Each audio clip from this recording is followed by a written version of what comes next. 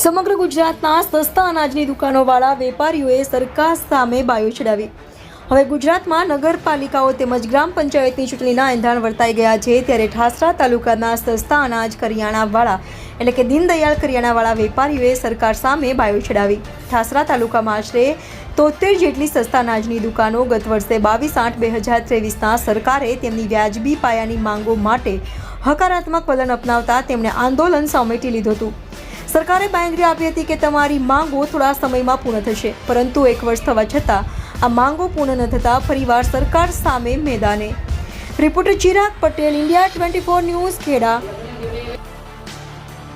આટલી બધી સંખ્યામાં અહીં મામલતદાર કચેરીમાં ઉપસ્થિત થયા છો, શું કારણ છે અને અહીં આવવા માટે શું કામ પડ્યું છે, શું કહેશો?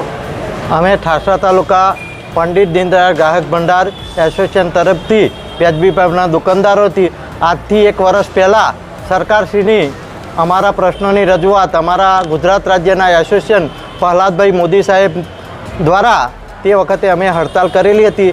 એ હડતાલમાં સરકારે અમને આશ્વાસન આપ્યું હતું કે તમારા માગ્યા મુજબના જે કંઈ પ્રશ્ન છે અમે કમિટી બેસીને નિર્ણય લઈશું. તો કમિટીએ નિર્ણય લીધા હતા કે 20,000 મળવાપાત્ર દુકાનદારોને કમિશન મળશે, અમને ઘટ નથી મળતી એ ઘટ મળશે, વત્તા જે 97% અમારું વિતરણ થઈ શકતું નહીં ગ્રામ્ય કક્ષાએ, તો એ અમારી ઉપર ફરજિયાત મૂકવામાં આવ્યું છે કે ભાઈ તમારે 97% જ વિતરણ કરવું પડશે તો જ 20,000ની કમિશન મળશે. આ યોગ્ય નથી.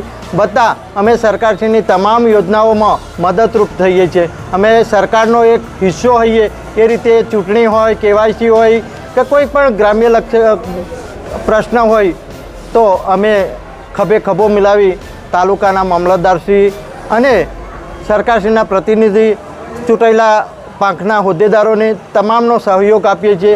એક જ વાત છે કે અમે જે માગેલા પ્રશ્ન અને અમારી જોડે જે ચર્ચા થયેલા એ તમામ પ્રશ્નોનું નિરાકરણ આવે એવી અમે સરકારશ્રીની જોડે અપેક્ષા રાખીએ છીએ. સરકાર તમારી માગણીઓનો સ્વીકાર નહીં કરે તો તમે શું કરશો?